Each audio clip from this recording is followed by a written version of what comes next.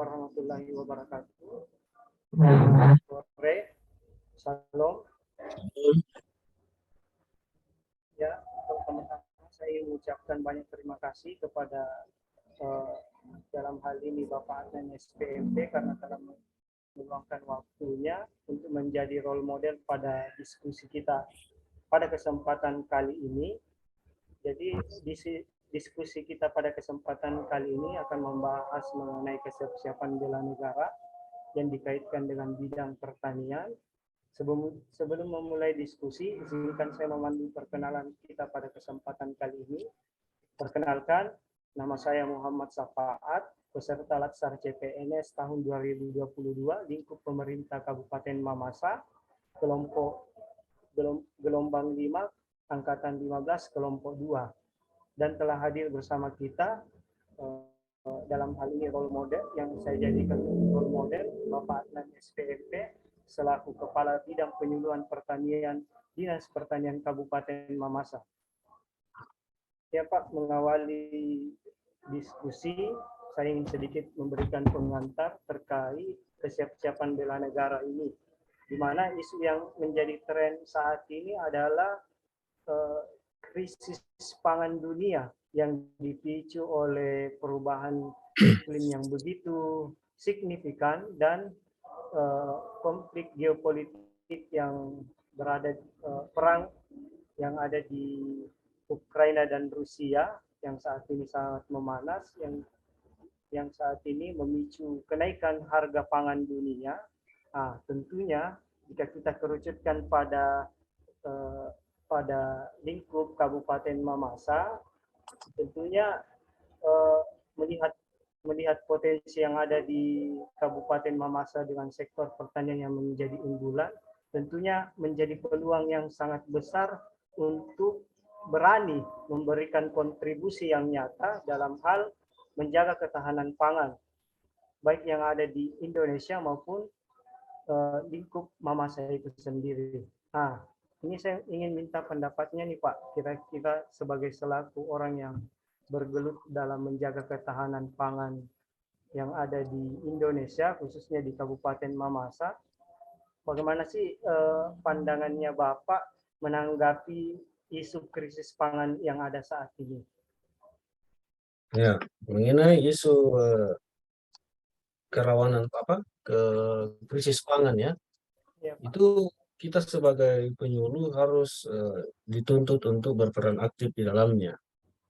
Yang pertama, misalnya kita sebagai penyuluh itu melalui baru-baru ini melalui keputusan surat edaran Bupati, kita harus membudidayakan beberapa jenis tanaman.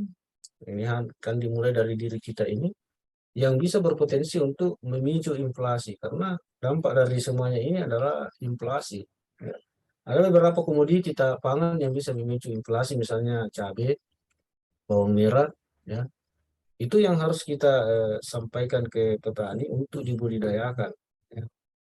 Karena jangan sampai itu menjadi langka, itu kan memicu lagi pergolakan harga. Ya. Kemudian keanekaragaman ya pangan seperti tadi yang kita singgung mengenai diversifikasi pangan. Kita jangan terpaku pada pangan beras saja, tetapi ada pangan non beras lain yang berpotensi untuk menjadi pangan, misalnya ubi. Ubi itu punya pasaran yang bagus, cuma kita tidak pernah serius dalam membudidayakannya. Ya. Selalu banyak yang membutuhkan. Ya. Kemudian identifikasi terhadap pangan-pangan lokal itu sangat penting, misalnya dibangkitkan namanya keladi ya dengan berbagai macam produknya yang bisa dikonsumsi, misalnya jadikan keripik atau dijadikan olahan makanan yang lain yang menarik ya.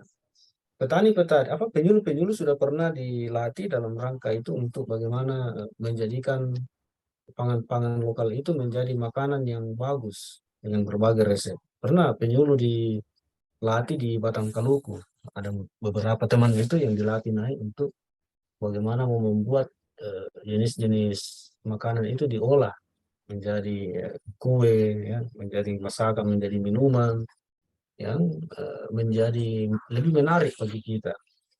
Ya, kemudian Hal-hal seperti inilah yang sebagai wujud daripada bela negara kita ya. Bagaimana kita mau memberikan kontribusi, kemudian bagaimana kita mau menggunakan produk-produk lokal kita dengan baik. Karena itu juga sebagai wujud dari misalnya cinta tanah air ya. Ya, seperti itu. Ya, Pak. Terima kasih, terima kasih.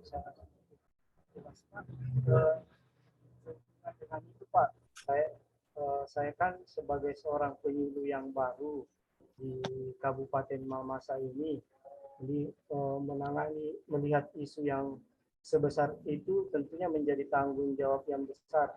Mungkin ada pesan yang bisa diberikan atau sedikit masukan kepada kami selaku penyuluh-penyuluh baru ini, bagaimana untuk ikut terlibat dalam menjaga ketahanan pangan melalui perannya dalam menyuluh pertanian, ya khususnya di wilayah WKPP masing-masing, Pak.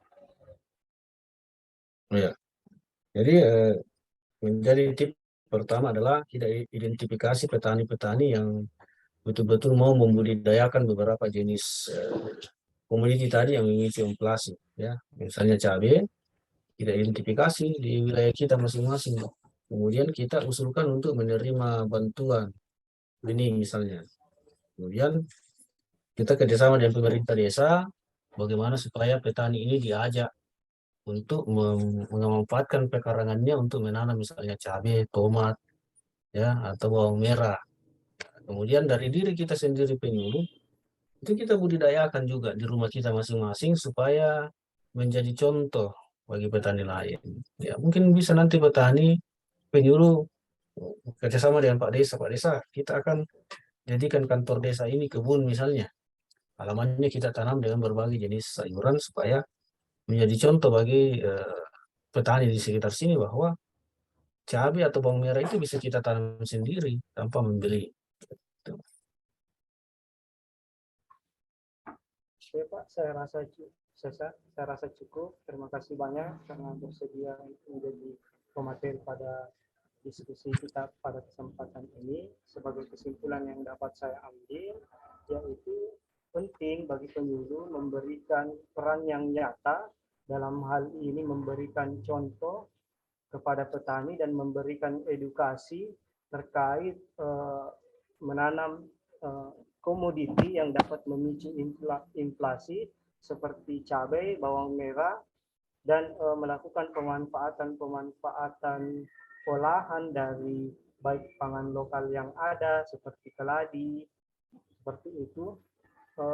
Mungkin cukup sekian sesi sharing kita pada kesempatan ini. Saya ucapkan banyak terima kasih kepada Bapak Adnan SPMP karena telah meluangkan waktunya.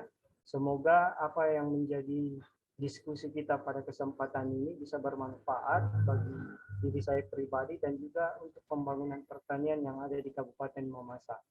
Saya akhiri dengan ucapan Assalamualaikum warahmatullahi wabarakatuh dan selamat sore.